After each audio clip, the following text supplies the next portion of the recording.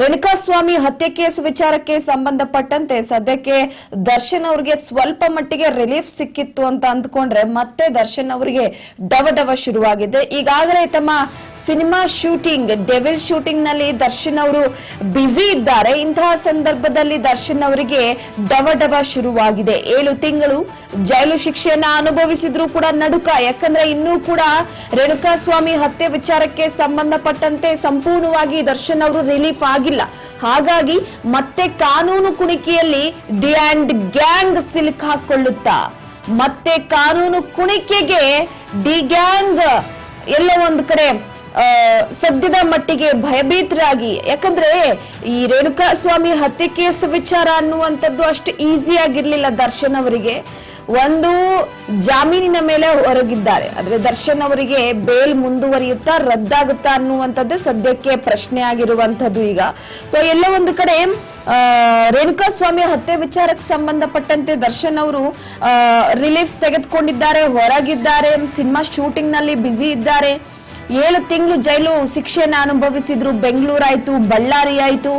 ದರ್ಶನ್ ಅವರನ್ನ ನೋಡ್ಬೇಕು ಅಂತ ಅವರ ಫ್ಯಾನ್ಸ್ ಗಳು ಕಾತುರತೆಯಿಂದ ಕಾಯ್ತಾ ಇದ್ರು. ಫೈನಲಿ ರಿಲೀಫ್ ಸಿಕ್ತು ಅಂತ ಅಂದ್ಕೊಂಡ್ರೆ ಎಲ್ಲೋ ಒಂದ್ ಕಡೆ ದರ್ಶನ್ ಅವರಿಗೆ ಇನ್ನೂ ಕೂಡ ಅವರ ಬೇಲ್ ವಿಚಾರಕ್ಕೆ ಸಂಬಂಧಪಟ್ಟಂತೆ ರದ್ದಾಗುತ್ತಾ ಮುಂದುವರಿಯುತ್ತಾ ಅನ್ನೋದೇ ಪ್ರಶ್ನೆ ಆಗಿರುವಂತದ್ದು. ಹಾಗಾಗಿ ದರ್ಶನ್ ಅವರ ವಿಚಾರಕ್ಕೆ ಸಂಬಂಧಪಟ್ಟಂತೆ ಮತ್ತಷ್ಟು ಕುತೂಹಲ ಜಾಸ್ತಿ ಆಗ್ತಾ ಇದೆ. ಈಗಾಗಲೇ ಡೆವಿಲ್ ಶೂಟಿಂಗ್ ನಲ್ಲಿ ಬ್ಯುಸಿ ಆಗಿದ್ದಾರೆ ದರ್ಶನ್ ಅವರು. ಒಂದು ಥೈಲ್ಯಾಂಡ್ಗೆ ಹೋಗಿ ಶೂಟಿಂಗ್ ಮಾಡ್ತಾ ಇರುವಂತದ್ದು. ಅದಾದ ನಂತರವಾಗಿ ಇತ್ತೀಚೆಗೆ ಸೋಷಿಯಲ್ ಮೀಡಿಯಾದಲ್ಲಿ ಅವರ ವಿಡಿಯೋಗಳು ಸಾಕಷ್ಟು ವೈರಲ್ ಆಗ್ತಾ ಇರೋದನ್ನ ಗಮನಿಸಿದ್ದೀವಿ ನಾವು. ಹಾಗಾಗಿ ಈಗ ದರ್ಶನ್ ಅವರಿಗೆ ಬೇಲ್ ಮುಂದುವರೆದ್ರೆ ಓಕೆ, ಅಕಸ್ಮಾತ್ ರದ್ದಾದ್ರೆ ಮತ್ತೆ ಜೈಲು ವನವಾಸವೇ ಅವರಿಗಿರುತ್ತೆ. ಹಾಗಾಗಿ 7 ತಿಂಗಳು ಜೈಲನ್ನ ಸೇರಿದ್ರು. ಅದಾದ ನಂತರವಾಗಿ ವಾಪಸ್ ಬಂದ್ರು ಕೂಡ ಸದ್ಯದ ಮಟ್ಟಿಗೆ ಎಲ್ಲೋ ಒಂದು ಕಡೆ ಈಗ ದರ್ಶನ್ ಅವರು ಮತ್ತೆ ಅವರ ಇಡೀ ಗ್ಯಾಂಗ್ ಕಾನೂನಿನ ಕುಣಿಕೆಯಿಂದ ತಪ್ಪಿಸ್ಕೊಳ್ಳೋದಕ್ಕೆ ಸಾಧ್ಯ ಆಗಲ್ಲ. ಹಾಗಾಗಿ ರೇಣುಕಾಸ್ವಾಮಿ ಹತ್ಯೆ ವಿಚಾರವಾಗಿ ಬೇಲ್ ಮುಂದುವರಿಯುತ್ತಾ ಅಥವಾ ರದ್ದಾಗುತ್ತಾ ಅನ್ನುವಂಥದ್ದು ಸದ್ಯಕ್ಕೆ ಪ್ರಶ್ನೆ ಆಗಿದೆ. ಆದ್ರೆ ದರ್ಶನ್ ಅವರು ಮಾತ್ರ ತಮ್ಮ ಶೂಟಿಂಗ್ ನಲ್ಲಿ ಇದೇ ವರ್ಷದ ಡಿಸೆಂಬರ್ ತಿಂಗಳಿಗೆ ಡೆವಿಲ್ ಸಿನಿಮಾ ಸಂಪೂರ್ಣವಾಗಿ ಮುಕ್ತಾಯವಾಗಿ ತೆರೆ ಮೇಲೆ ಬರೋದಕ್ಕೆ ಸಿದ್ಧವಾಗ್ತಾ ಇದೆ. ಸಾಕಷ್ಟು ರೀತಿಯಲ್ಲಿ ಅತಿ ಬೇಗನೆ ಸಿನಿಮಾವನ್ನ ತೆರೆಗೆ ತರಬೇಕು ಅಂತ ಪ್ರಯತ್ನವನ್ನ ಸಿನಿಮಾ ತಂಡ ಮಾಡ್ತಾ ಇದೆ. ಇಂತಹ ಸಂದರ್ಭದಲ್ಲಿ ದರ್ಶನ್ ಅವರಿಗೆ ಶೂಟಿಂಗ್ ವಿಚಾರವಾಗಿ ಇತ್ತೀಚೆಗೆ ಬೇರೆ ದೇಶದಲ್ಲಿ ಶೂಟಿಂಗ್ ಮಾಡೋದು ಕೂಡ ಪರ್ಮಿಷನ್ ಸಿಕ್ಕಿತ್ತು. ಅಂದ್ರೆ ಈ ಕೇಸ್ ಇತ್ಯರ್ಥ ಆಗುವವರೆಗೂ ಕೂಡ ದರ್ಶನ್ ಅವರು ರಾಜ್ಯ ದೇಶವನ್ನ ಬಿಟ್ಟು ಬೇರೆಲ್ಲೂ ಹೋಗೋ ಆಗಿಲ್ಲ ಅಂತ ಕೋರ್ಟ್ ನಿಂದ ಒಂದು ಕಡೆ ಹೇಳಲಾಗಿತ್ತು. ಅದಾದ ನಂತರವಾಗಿ ಇತ್ತೀಚೆಗೆ ಒಂದಷ್ಟು ವಿಚಾರಕ್ಕೆ ಸಂಬಂಧಪಟ್ಟಂತೆ, ಯಾಕಂದ್ರೆ ಸಿನಿಮಾ ಶೂಟಿಂಗ್ ಕೋಟ್ಯಾಂತರ ರೂಪಾಯಿ ಬಂಡವಾಳವನ್ನ ಹಾಕಿರುವಂತವರೆಲ್ಲರೂ ಕೂಡ ಕೋರ್ಟ್ ಮೊರೆ ಹೋಗಿದ್ರು. ಅದಾದ ನಂತರವಾಗಿ ಕೋರ್ಟ್ ನಿಂದ ಬೇರೆ ದೇಶದಲ್ಲಿ ಶೂಟಿಂಗ್ ಮಾಡೋದಕ್ಕೆ ಪರ್ಮಿಷನ್ ಕೂಡ ಸಿಕ್ಕಿತ್ತು. ಈಗ ಥೈಲ್ಯಾಂಡ್ ನಲ್ಲಿ ಶೂಟಿಂಗ್ ಅನ್ನ ಮಾಡ್ತಾ ಇರುವಂತದ್ದು ದರ್ಶನ್. ಅದಾದ ನಂತರವಾಗಿ ದರ್ಶನ್ ಅವರ ಬೇಲ್ ಸಾಕಷ್ಟು ಕುತೂಹಲ ಕೂಡ ಕಾರಣವಾಗಿದೆ. A2 ಆರೋಪಿಯಾಗಿದ್ದಾರೆ ದರ್ಶನ್ ಅವರು. ಅವರ ಪಾಲಿಗೆ ಇವತ್ತು ಬಿಗ್ ಡೇ. ಯಾಕಂದ್ರೆ ಜೈಲಿನಿಂದ ಮುಕ್ತಿ ಪಡೆದ ನಂತರವಾಗಿ ಮತ್ತೆ ಜೈಲ್ ಸೇರ್ತಾರಾ ಇಲ್ಲ ಅಂತಂದ್ರೆ ಬೇಲ್ ಮುಂದುವರಿಯುತ್ತಾ ಅನ್ನುವಂಥದ್ದೇ ಪ್ರಶ್ನೆ ಆಗಿದೆ. ಸೊ ಹಾಗಾಗಿ ಪ್ರತಿ ಬಾರಿಯೂ ಕೋರ್ಟ್ ನಲ್ಲಿ ಬೇಲ್ ವಿಚಾರ ಬಂತು ಅಂತಂದ್ರೆ ದರ್ಶನ್ ಅವರಿಗೆ ನಡುಕ ಶುರುವಾಗ್ತಾ ಹೋಗುತ್ತೆ. ಈಗಾಗಲೇ ಸರ್ಕಾರದ ಪರ ಸಿದ್ಧಾರ್ಥ್ ಲೂಥ್ರಾ ವಾದವನ್ನ ಮಾಡೋದಕ್ಕೆ ಮುಂದಾಗಿರುವಂತದ್ದು.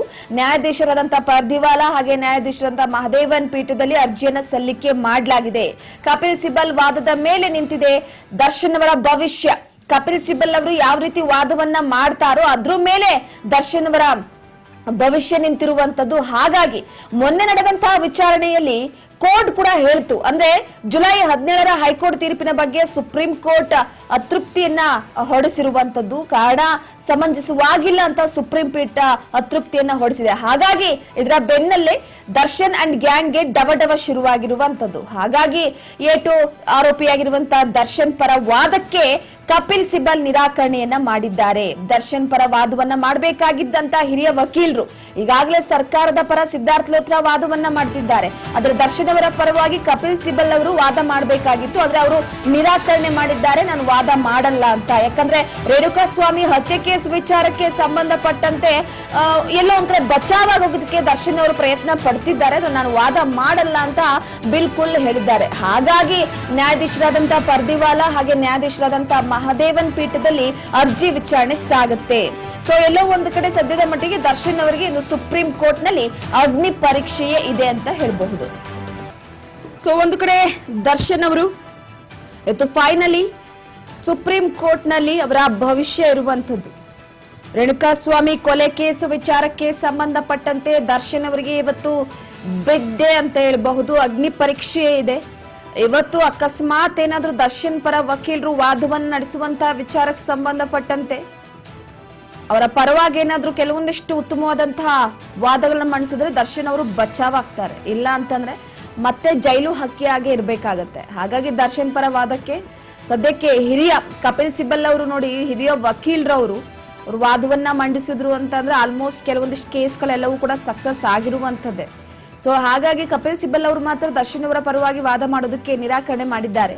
ಉಳಿದಂತೆ ಈಗ ದರ್ಶನ್ ಅವರಿಗೆ ಸುಪ್ರೀಂ ಕೋರ್ಟ್ ನಲ್ಲಿ ಇವತ್ತು ಏನಾಗುತ್ತೆ, ಯಾವ ರೀತಿಯಾಗಿ ಅರ್ಜಿ ವಿಚಾರಣೆ ಸಾಗುತ್ತೆ ಅನ್ನೋದೇ ಪ್ರಶ್ನೆ ಆಗಿರುವಂತದ್ದು. ಚಿತ್ರದುರ್ಗದ ರೇಣುಕಾಸ್ವಾಮಿ ಕೊಲೆ ಪ್ರಕರಣ ಸಂಬಂಧಪಟ್ಟಂತೆ ನಟ ದರ್ಶನ್ ಸೇರಿ 7 ಆರೋಪಿಗಳಿಗೆ ನೀಡಲಾಗಿದ್ದಂತಹ ಜಾಮೀನನ್ನ ರದ್ದು ಕೋರಿಸುವಂತೆ ಬೆಂಗಳೂರು ಪೊಲೀಸರು ಸಲ್ಲಿಸಿದಂತಹ ಮೇಲ್ಮನವಿ ಅರ್ಜಿ ಸುಪ್ರೀಂ ಕೋರ್ಟ್ ನಲ್ಲಿ ವಿಚಾರಣೆ ನಡೆಯುತ್ತೆ. ಹೀಗಾಗಿ ನಟ ದರ್ಶನ್ ಮತ್ತೆ ಟೆನ್ಷನ್ ಶುರುವಾಗಿದೆ. ಮೇಲ್ಮನವಿ ಅರ್ಜಿಯ ವಿಚಾರಣೆ ನಡೆಸಿದಂತಹ ಸುಪ್ರೀಂ ಕೋರ್ಟ್ ಕರ್ನಾಟಕ ಹೈಕೋರ್ಟ್ ನೀಡಿರುವಂತಹ ಜಾಮೀನಿನ ಬಗ್ಗೆ ಅತೃಪ್ತಿಯನ್ನ ವ್ಯಕ್ತಪಡಿಸಿ ವಿಚಾರಣೆಯನ್ನ ಜುಲೈ 22ಕ್ಕೆ ಮುಂದೂಡಿಕೆ ಮಾಡಿತ್ತು. ಸೊ ಹಾಗಾಗಿ ದರ್ಶನ್ ಅವ್ರಿಗೂ ಸ್ವಲ್ಪ ಡವ ಯಾಕಂದ್ರೆ ಅತೃಪ್ತಿಯನ್ನ ಸುಪ್ರೀಂ ಕೋರ್ಟ್ ಉಂಟು ಮಾಡಿರುವಂತದ್ದು. ಹೀಗಾಗಿ ಎಲ್ಲೋ ಒಂದು ಕಡೆ ದರ್ಶನ್ ಅವರಿಗೆ ಕಂಟಕ ಕಾದಿದೆಯಾ ಅಂತ. ರೇಣುಕಾಸ್ವಾಮಿ ಕೊಲೆ ಪ್ರಕರಣವಾಗಿ 7 ಆರೋಪಿಗಳ ವಿಚಾರವಾಗಿ ಇವತ್ತು ಅರ್ಜಿಯ ಮೇಲೆ ಅವರೆಲ್ಲರ ಭವಿಷ್ಯ ಕೂಡ ನಿಂತಿರುವಂತದ್ದು. ಹಾಗಾಗಿ 2024 ಜೂನ್ 8ರಂದು ರೇಣುಕಾಸ್ವಾಮಿಯ ಕೊಲೆ ವಿಚಾರವಾಗಿ ದರ್ಶನ್, ಪವಿತ್ರ ಗೌಡ ಸೇರಿದಂತೆ 17 ಮಂದಿಯನ್ನ ಪೊಲೀಸರು ಬಂಧಿಸಿದ್ರು. ಬಂಧನವಾಗಿ 6 ತಿಂಗಳ ಬಳಿಕ 2024 ಡಿಸೆಂಬರ್ 13ರಂದು ಹೈಕೋರ್ಟ್ ಜಾಮೀನು ನೀಡಿತ್ತು. ದರ್ಶನ್, ಪವಿತ್ರ ಸೇರಿ 7 ಮಂದಿಗೆ ವಿಚಾರಣಾಧೀನ ನ್ಯಾಯಾಲಯ ಇತರರಿಗೆ ಜಾಮೀನನ್ನ ಕೂಡ ಮಂಜೂರು ಮಾಡಿತ್ತು. 7 ಮಂದಿಗೆ ಜಾಮೀನು ಪ್ರಶ್ನಿಸಿ ಬೆಂಗಳೂರು ನಗರ ಪೊಲೀಸರು ಸುಪ್ರೀಂ ಕೋರ್ಟ್ಗೆ ಮೇಲ್ಮನವಿಯನ್ನ ಸಲ್ಲಿಸಿದ್ರು.